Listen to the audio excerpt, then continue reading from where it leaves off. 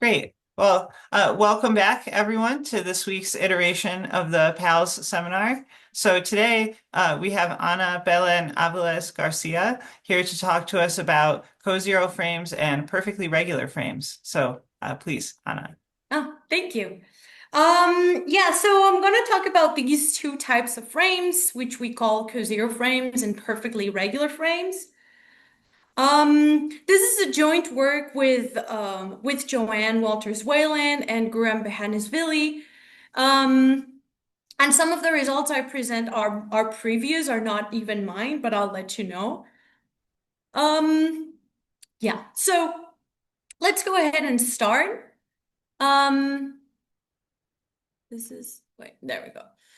So I'm going to start by introducing some background. I know this might be known for everyone, but just as to introduce notation and general background. So we're going to work with frames. So remember that a frame or locale is a complete lattice such that that distributivity law holds, right? So finite meets distribute over arbitrary joins. Um, yeah, so that's a frame. Yeah. So in particular, a complete lattice that satisfies that distributivity law, it satisfies that property if and only if we consider the map of taking meets has a right adjoint, right? And the right adjoint is the implication or the hating operator. And because there are adjoints, this if and only if holds, right? So the meet of A and X is less or equal than C if and only if X is less or equal than the implication from A to C. So this is called the hating operator of the frame. Maybe you didn't know about frames, but you might know a lot about hating algebra. So a frame is just the same as a complete hating algebra. But in frames, we focus more on meets and joins rather than the hating operator, but does play a role in the end. Every frame has a hating operator. A frame is basically a complete hating algebra. And we're going to write this notation. So we're going to write A star to denote the element given by A implies zero, right? Zero is the bottom element of the frame. And we call this thing a pseudo complement. And this is just because um, the meet of A star with A is equal to zero, but the join of the two of them might not be the top. And sorry, here's a typo. It's A star join A is different from one, not zero. If the pseudo complement actually is a complement, we just say that the element is complemented and the complement is just A star.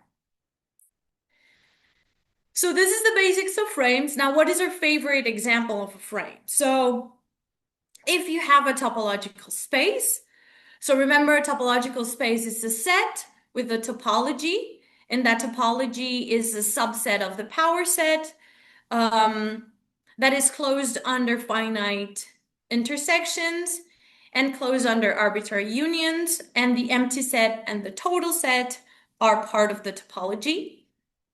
So with these axioms, one can show that a topology of a space is actually a frame, right? So if we take the topology, that is the set of open sets of the space, ordered by inclusion, we get a frame, right? So we have the frame of opens of the space with the inclusion. We have the intersections, finite intersections of opens is opens. Arbitrary unions of opens are open. We have the empty set and we have X. Right? So this is the frame and this is our favorite example. So if you're more familiar with topological spaces rather than frames, you can always think of frames as the open sets of a topology. And a lot of our examples come from topological spaces. And although I'm not going to mention it in detail here, in fact, I'm just going to say it verbally, there is the adjunction between topological spaces and frames, right? So there is a connection between the two categories. Okay. So now we want to look at the sub-objects of frames, right? The sub-objects of sublocales. So frames, we said, are more or less, I'm coming back here, frames are basically the set of open sets. So some people call them the locales, in fact, they call them generalized spaces. So we want to see what would be the subspaces of a frame, like the generalized subspaces, and that would be sublocales, right? So if we have a frame L or locale L, a sublocale is a subset S such that one, it's closed under arbitrary meets, and two, it's closed in a certain way with the implication. That is, X implies S is in S if X is in L and S is in S, right? So you can also think of it a little bit like an ideal too. Um, so sublocales are kind of like the subspaces in this context, right? The generalized subspaces. So the system, we can consider the system of all sublocales. They're partially ordered by inclusion because they're subsets of L. And in fact, it is a coframe. Why? Because how do we compute arbitrary meets of sublocales? Just intersection, right? It's not hard to see that intersection of sublocales is sublocale. The joins are a little bit more complex to calculate, but there's a formula right there. So the join, you just compute it as you take all the meets of subsets in the union. Then one can see that the smallest sublocale, since sublocales are closed under arbitrary meets, every sublocale needs to have the top element of the frame, right? Because the meet of the empty set is 1. So actually the smallest sublocale which is the bottom of that coframe, is just the sublocale with the top element of the frame. And then the top of SL, so the biggest sublocale, is just the whole frame L. And one can see that this is a coframe, right? So it means that when we take the reverse inclusion is a frame. In other words, the distributivity law that holds is the dual from the one that holds in frame. So finite joints distribute over arbitrary means. We have two special classes of sublocales, the closed and the open ones, just as in spaces where we have closed and open subspaces, the same we have here in sublocales. So I don't really care. We don't have to look a lot at the definition. There's a justification of why this is like this. But we have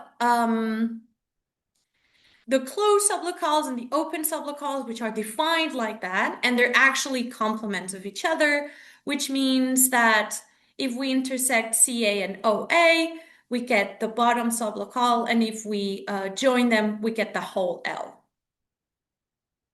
Right, now with closed and open sublocales, and the reason why I'm introducing them here is because I want to define the closure. So this is something that we do in topology.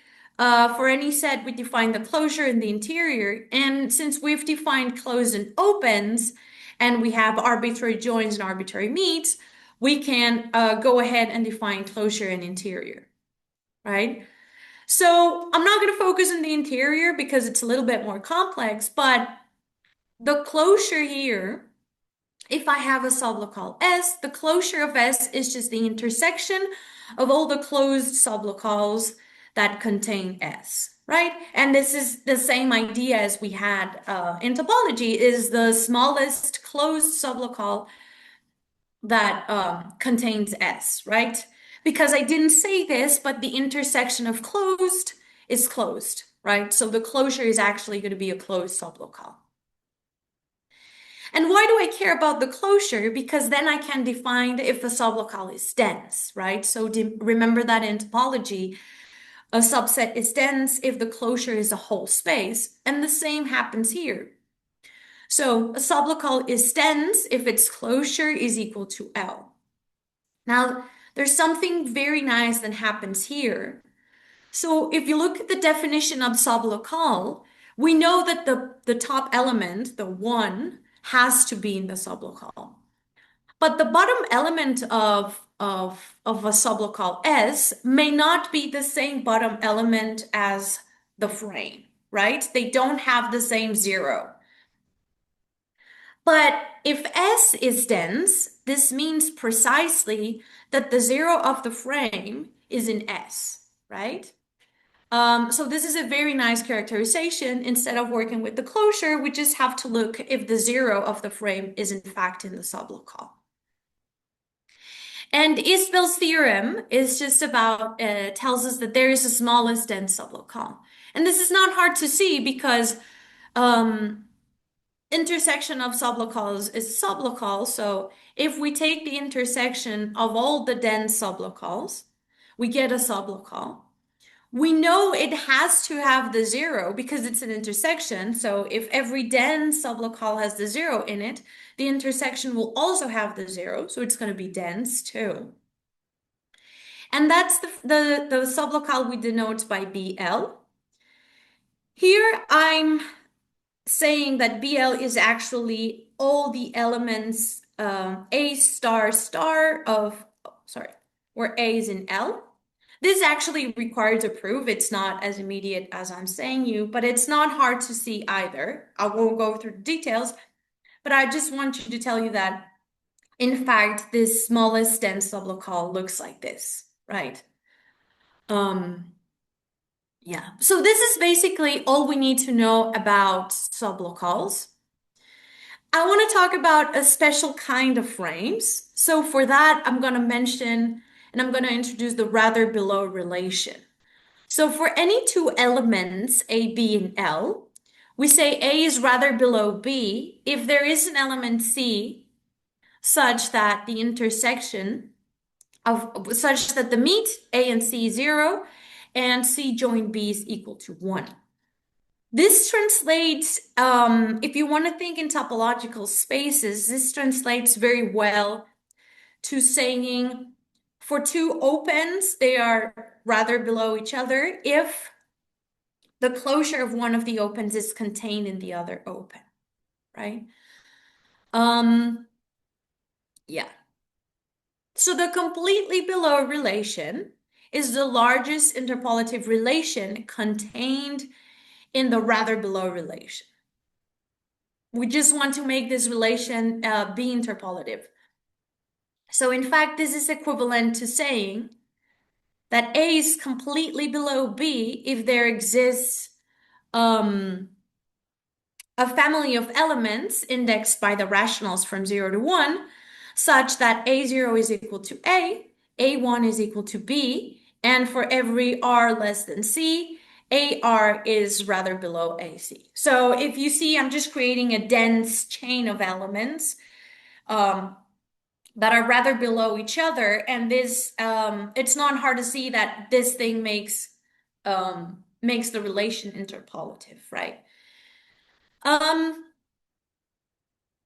Yeah, so we say that a frame L is completely regular if every element A can be seen as the join of all the B's, where B is completely below A, right?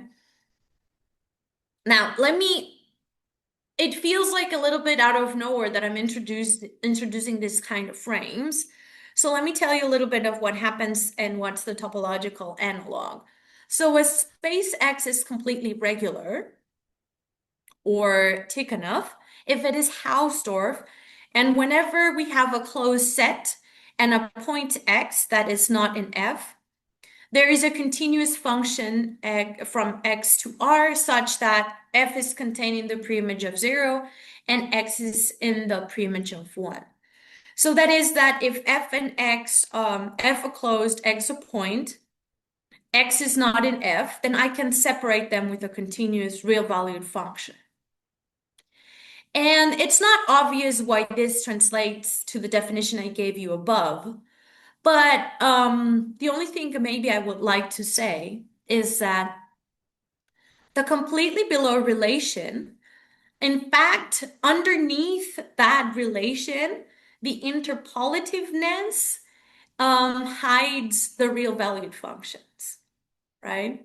So having a family, a dense family index on the rationals that behaves like this is actually encapsulates the idea of a real valued function.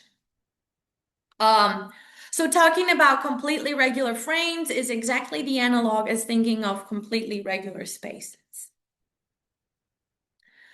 Um, okay. On the same kind of idea, we're going to introduce the Cozero element. So a Cozero element is an element C such that C is equal to the join of CNs. Such that C is a countable join of elements where each element is completely below A. So I'm looking at countable joins where each element is completely below A, right? That's a Cozero element. Again, let me go back to topological spaces. And as I told you, this completely below relation hides the notion of continuous real valued function. So the topological notion of Cozero is just if we have a topological space, a subset is zero if it's the preimage of the zero for some continuous function from X to R, and it is co-zero if it's the complement of a zero, or equivalently, if it's the preimage of the reals minus the zero for a continuous function from X to R, right? So that's we won't really care about all these topological definitions, but I'm trying to make sense of why do we call things like that in frames. And the reason is this one, right? So what I care about now is taking cos L. So cos L, I'm going to take all the cozero elements of a frame L.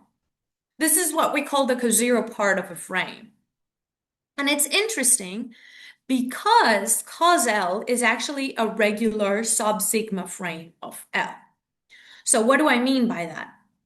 So sigma frame, what is a sigma frame? So a sigma frame is just a lattice with finite means and countable joins such that finite means distribute over countable joins, right? So it's like the same thing as a frame, but everything is countable, right? So my joins are countable. They're not just arbitrary. It's a sub-sigma frame because the order is the same. The countable joins are computed exactly the same. The finite means are computed the same. And being a sublattice, the 0 and the 1 of the frame are also in cos L. And the fact that it's regular is an important fact. Doesn't matter if you understand all the details, but it's a quite strong property. It just means that for every element in that sub-sigma frame, so every element A in cos L, is the countably join of elements rather below A. Right? Where rather below was the first relation I introduced. So, in fact, a frame is completely regular if it is join generated by its cozero elements. So A is equal to the join of all the C's, where C is less or equal than A. So even though I introduced all these relations and everything was to motivate a little bit the definitions, but in fact, the only thing I care about is that for completely regular frames, I have sublattice, which has strong properties, regular sub-sigma frame, that join generates all the frame, right? So every element of the frame can be seen as joins of these cozero elements. So actually from now on, we will take, all our frames will be taken to be completely regular, right? So all our frames are going to be generated by its cozero part, join generated by its cozero part. So if you didn't understand some of the details that I mentioned, I know it was a bunch of definitions. I would just like you to remember this last part, this last bullet point, right? Last two bullet points, right? So we have a frame, we have a sublattice, a subsigma frame of cozero elements, and in our frames, this sublattice join generates the frame. So there are two questions that arise from this, right? The first one is cos L is the subsigma frame. It's a sublattice, but it has this countability condition. So it's not a frame, it's not complete. So we want to know, when is this cos L a frame, right? And if it's not a frame, can I complete this lattice and make it a frame, right? Because the problem with cos L is that it has only countable joins. It's closed under countable joins, so it's not complete. So this is what the idea was to answer this question. So first we have a partial answer, which is immediate, which is the perfectly normal frames. So perfectly normal frames have been studied.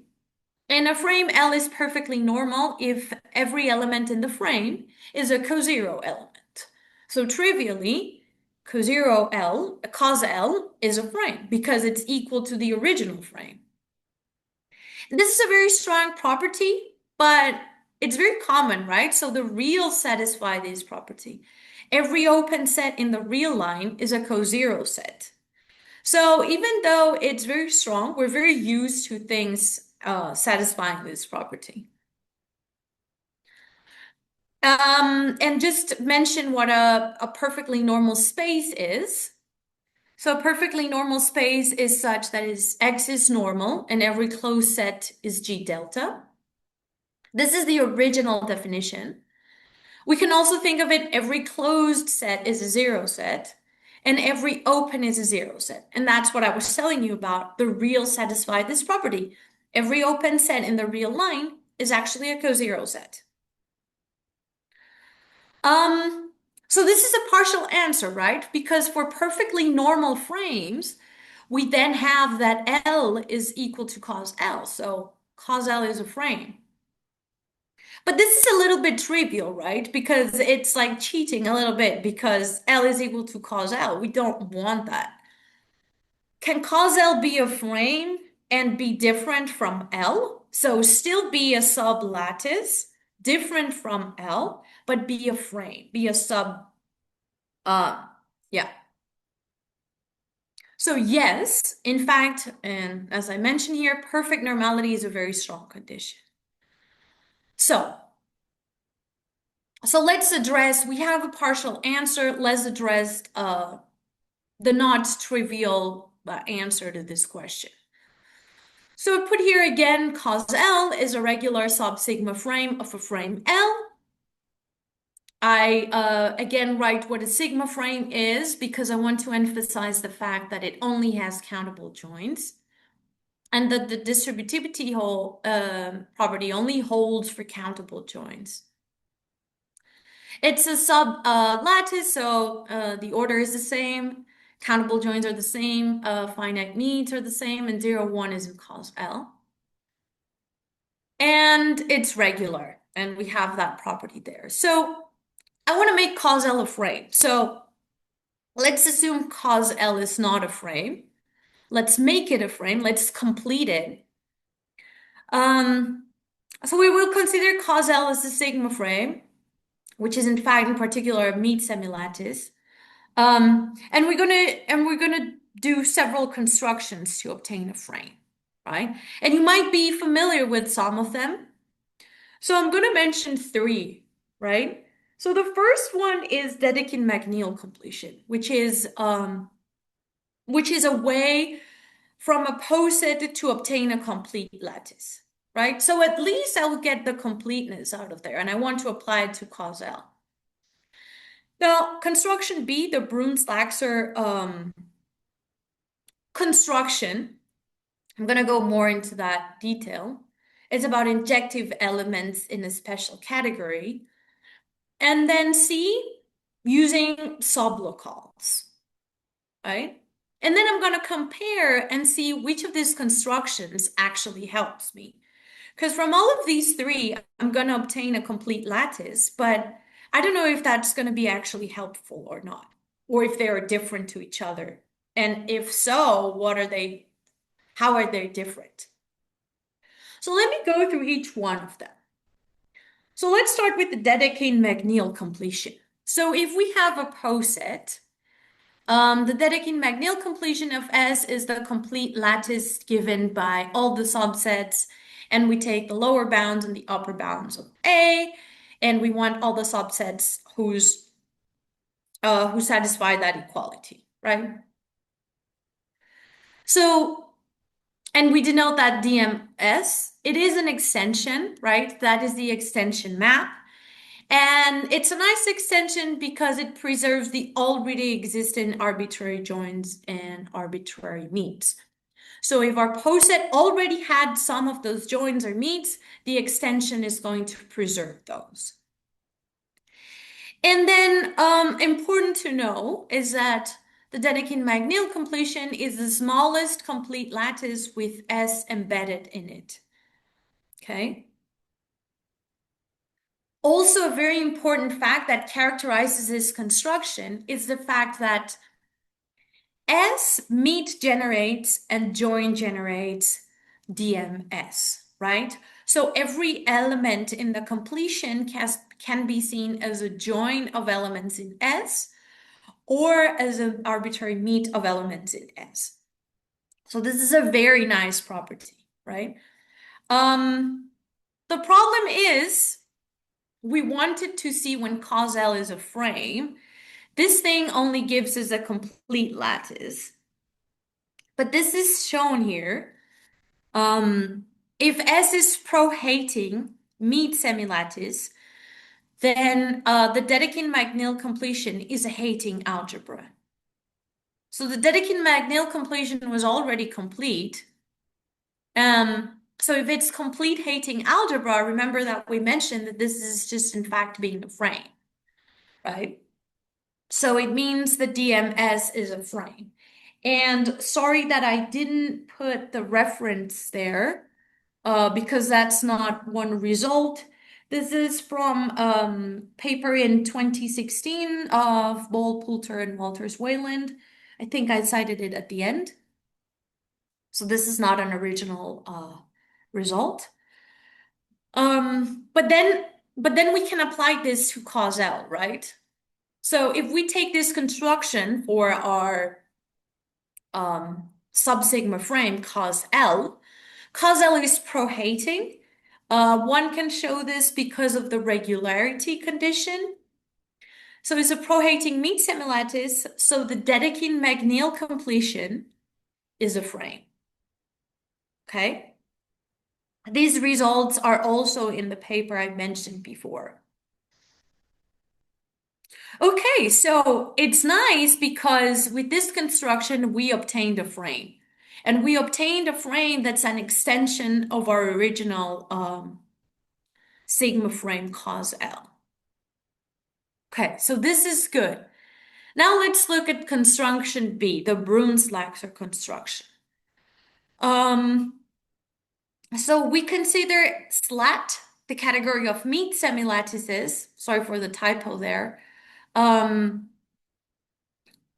injective object in this category, an injective object is S, is an object that whenever I have an inclusion from A to B and a map from A to C, there exists a map from B to S that makes that diagram commute.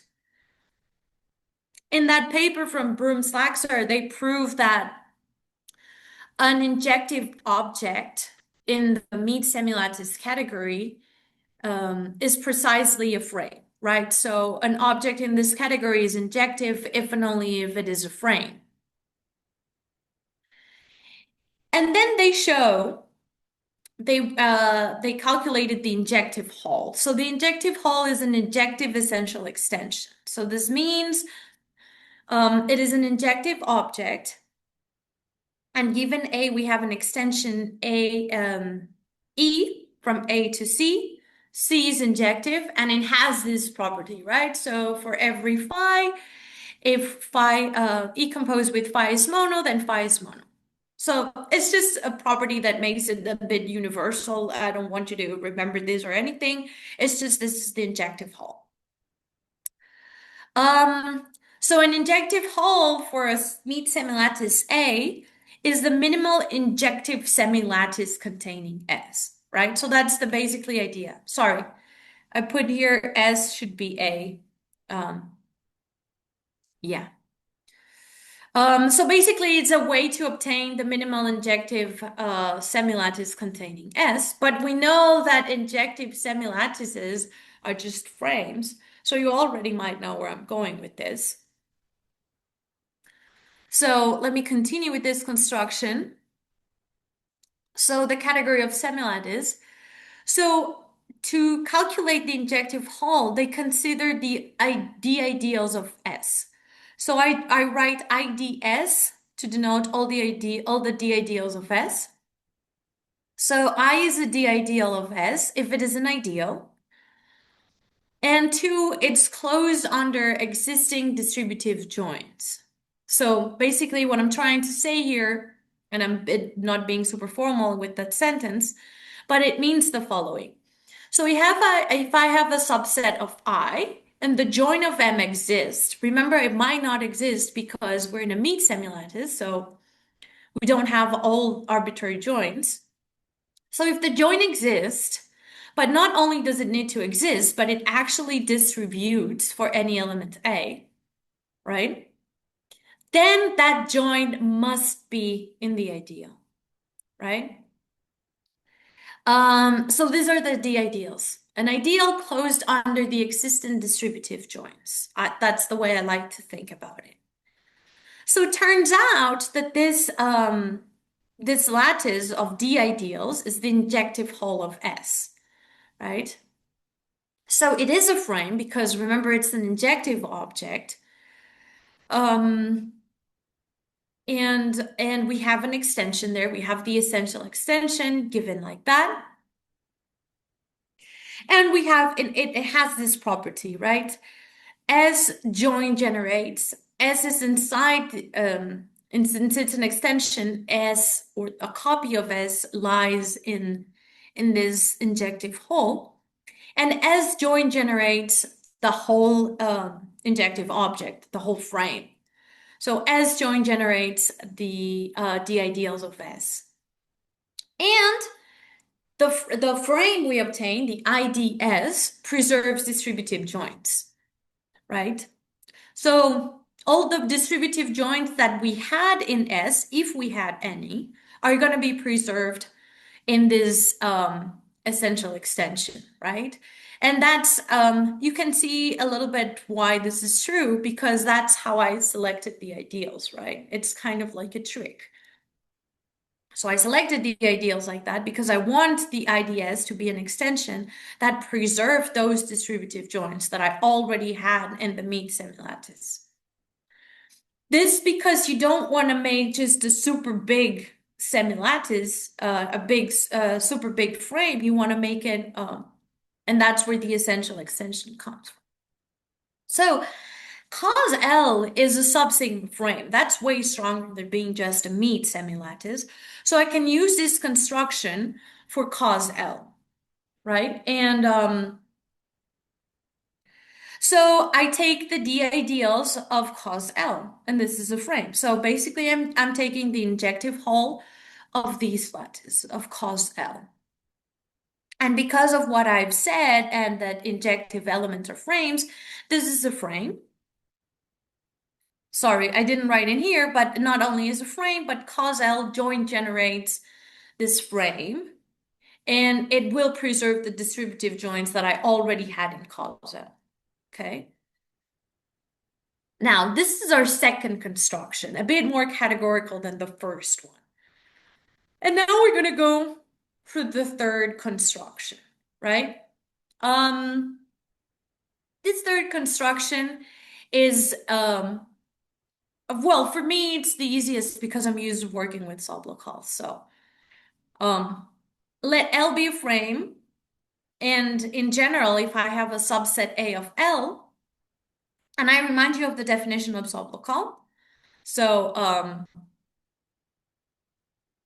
sorry, here the arbitrary means of A is in a sublocal for every A subset of S. There is a typo there. And the property with the implication. So if I have a subset A of L, I can consider the smallest sublocal that contains A. And why can I take this? Because remember, intersection of sublocals is sublocal, so that intersection makes sense. And it's not empty, right? Because the whole frame L is a sublocal. So at least the worst that can happen is that the smallest sublocal containing that set is just the whole frame. It's a bit disappointing, but it makes sense to take this intersection and it's well defined. Um, but then I can also take MA, which is the smallest meet closed set containing A, right? So instead of taking all the sublocals, I'm just going to take the sets that are closed under arbitrary meets.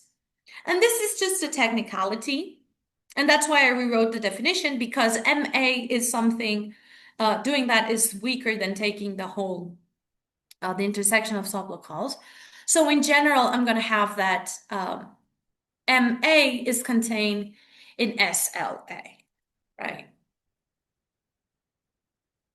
So the cozeros are a subset of L. So I can consider the smallest sublocal containing the whole cos L. And I also can consider the smallest meet-closed set containing cos L. It's proved in that paper, Ball, Moshier, Poulter, and Walters Wayland, that for a completely regular frame, SL, so the smallest sublocal containing cos L, is just the same as the smallest meet-closed set containing cos L, right? So I don't have to worry about, basically what they're telling you is you don't have to worry about the implication. You just have to take the smallest meet closed set containing cos L. So SL of cos L is a sublocal, and it's the smallest sublocal containing cos L. It's going to be dense, right? Because the zero is in cos L. So the zero has to be in the sublocal. And remember that we said that a sublocal is dense if it contains the zero. So this is going to be a dense sublocal. So the smallest sublocal that contains cos L is going to be dense. So let me sum up and show you the three constructions that we have. So we had the Dedekind-McNeil completion. So the smallest complete lattice with cos L embedded in it, which we saw that for this particular case, it's also a frame. And we know that cos L will meet generate and join generate that frame. For the Broom-Slaxer, we did all these injective objects in a category and constructed the d-ideals, which are the injective all of cos L, in the category of meet semilattice. And we said that this thing is the minimal injective meet semilattice containing cos L. So injective objects are frames, so it's a frame containing cos L. Cos L will join generate this frame, and this frame will preserve distributive joins of cos L. Now, in our third construction, we took basically the smallest sublocal containing cos L, right? And the smallest that we saw that is not just, we can construct it easily, not worried about the implication, and have that SL causes the smallest set closed under meets that contains cos L. So in fact, I did these three constructions because they have different nature to it. So the first one is more lattice theoretical. The second one is a bit more categorical. And the third one is a bit more geometric, right? Using all this local and sublocal machinery. But in fact, they're going to be isomorphic. And this is not in general true. Of course, this maybe doesn't even have sense just for any semilattice. Um, but for cos L, and most of it is due to the fact that cos L is regular, these three constructions are going to be isomorphic, right? And basically, I'm going to work with the sublocal. So I'm going to work with the sublocal, the smallest sublocal, um, that contains cos L. And I'm going to write it BL cos L, right? Just BL because Brunslaxa, but and I'm going to work with the sublocal because this is going to be very useful to compare it to the frame. But notice that because they're isomorphic, all these like characterizing properties of the completions are going to be preserved by this sublocal, right? So BL cos is going to be it's going to be meet generated and join generated by cos L, right? And it's going to be characterized by that property. It's going to be the minimal injective meet semilattice containing cos L, right? So all those universal properties are are preserved, but I'm going to look the object I'm going to look at it explicitly is the sublocal, okay? And so we have this situation, right? In black here, you can see that cos L, we saw it was sub-sigma frame of L. And we completed it, and we obtained a sublocal, BL cos L. So cos L is contained in that sublocal, right? Cos L not necessarily being a frame. BL cos L is a sublocal, so it is in fact a frame on its own right. And this sublocal is contained in L, right? It's a sublocal of L. Now the question here can be divided in two, right? Because now we have, our original question was, when is cos L a frame? And we said like, okay, we have a trivial case, but now we want to see that, okay, if it's not a frame, how do I complete it? So we've completed it. Now it's a complete lattice is a frame. So when are those two equal? And when is the completion equal to the whole frame? So these are the two cases, right? Case number one, when is cos L equal to the Brunslaxer cos L? That's how I say it, BL cos L. And number two, when is that sublocal equal to L? When is BL cos L equal to L? So we've already looked at the option. We looked at perfect normality, and we said that perfectly normal is when cos L is equal to L. So if cos L is equal to L, the sublocal that completes it is also going to be equal to that, right? So 1 plus 2, which is when all those three things are equal, is perfect normality. But now I want to look at case 1 and case 2. So let's look at the first condition, when cos L is equal to BL cos L. So when cos L is equal to the smallest sublocal containing cos L. So this means that cos L is a frame, right? This is and it's actually equivalent. If cos L is a frame, then it has to be equal to that sublocal. That deserves a proof, but I'm not going to go through the proof. So L is a cozero frame if cos L is a frame, and that's how we called it. So we got the first type of frames that we're going to discuss are this ones, the cozero frames. And then we have that the following are equivalent.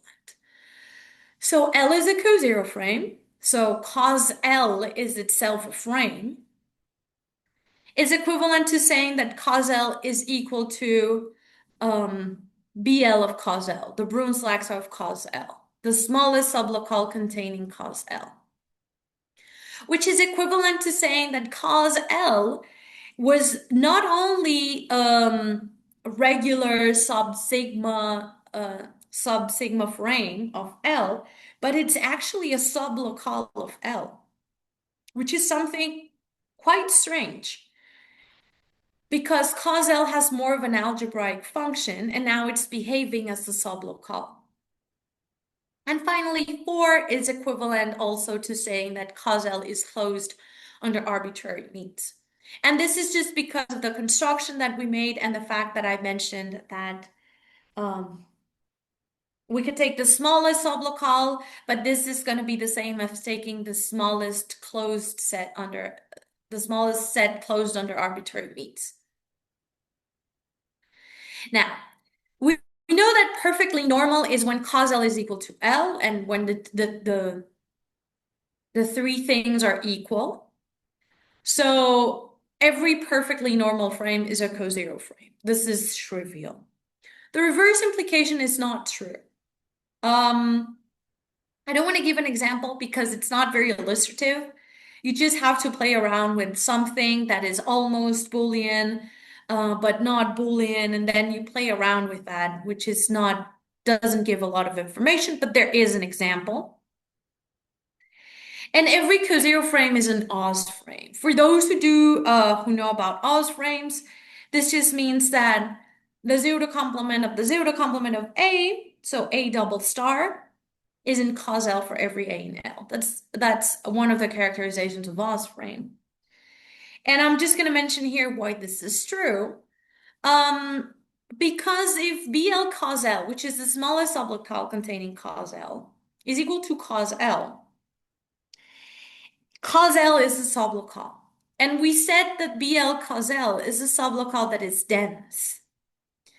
So if it's dense, it has to contain the smallest dense sublocal.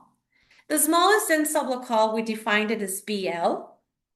And I told you it was not hard to prove that this is actually all the regular elements of A. Um, yeah. So then that's why you can see every regular element, so every A double star is a cozero element. And again, the reverse implication is not true, right? Also, the example is not very illustrative. Um, so I don't want to go through that, but there is an example. So we looked at when cos L was equal to the completion. So now we want to see when the completion, or the smallest sublocal containing cos L, is equal to L. And we have the following theorem. So the following are equivalent for a completely regular frame. L is mid-generated by cos L. So remember, this is true because BL was one of the completions and it had one of these properties, right? That cos L mid generated and join generated cos L. So that's what we have there.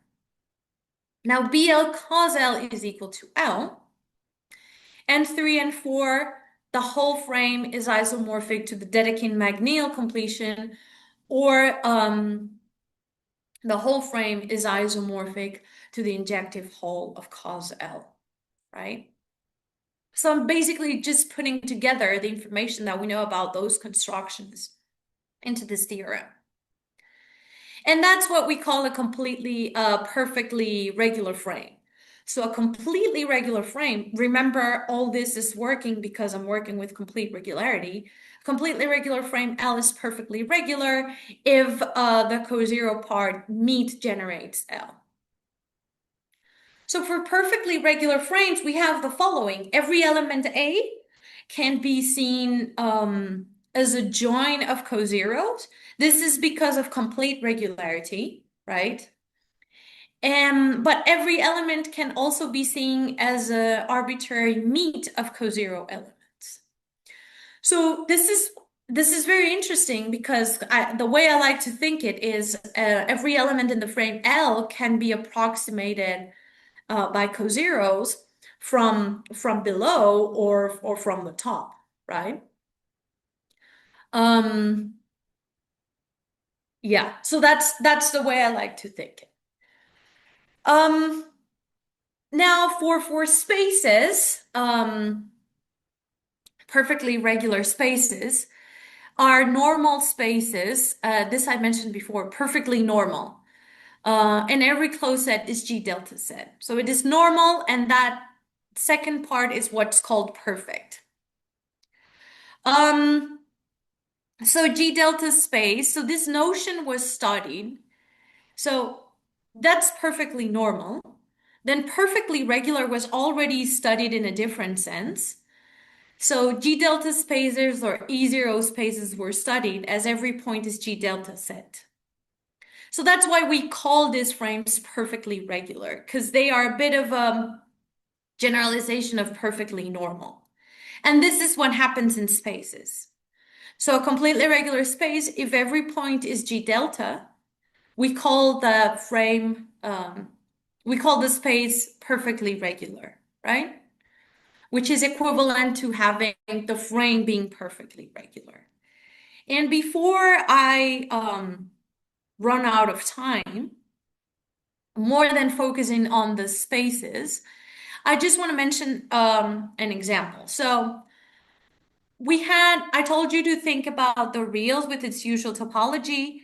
We can take its frame of opens, and I told you it was perfectly normal, which meant that the open sets are cozero and the cozeros are the same, right? So this is trivially a cozero frame and a perfectly regular frame. But we can tweak the topology in the reals and obtain something that is perfectly regular, but not perfectly normal. And that is a Michael line. So you take the reals and you give the opens as follow. The opens are the unions of opens and sets of irrationals. So what this thing is going to do is it's going to make the irrational set be open and it's going to make the irrationals be open. And then Q is closed. So we can take the frame of this space. So it's the frame of opens given by this topology. Here I make a few comparisons with the topology of the reals. What's important here is that every irrational point is closed and open in this topology. And the magic here, I won't be able to go through the proofs, but it's not perfectly normal, right? Because the irrationals is an open set, but it's not going to be a cozero set. It's going to be completely regular, which means every open can be seen as a union of cozeros. It's completely regular, and it's perfectly regular. So it's completely regular, and every open can be seen as a meet of cozeros. So this is an example of something that's perfectly regular, but not perfectly normal. I won't mention this last characterization. Here are some of the references. So a lot of the results are from here, and the last few are from the joint work with Joanne and Guram. Thank you a lot for your attention. Thanks a lot.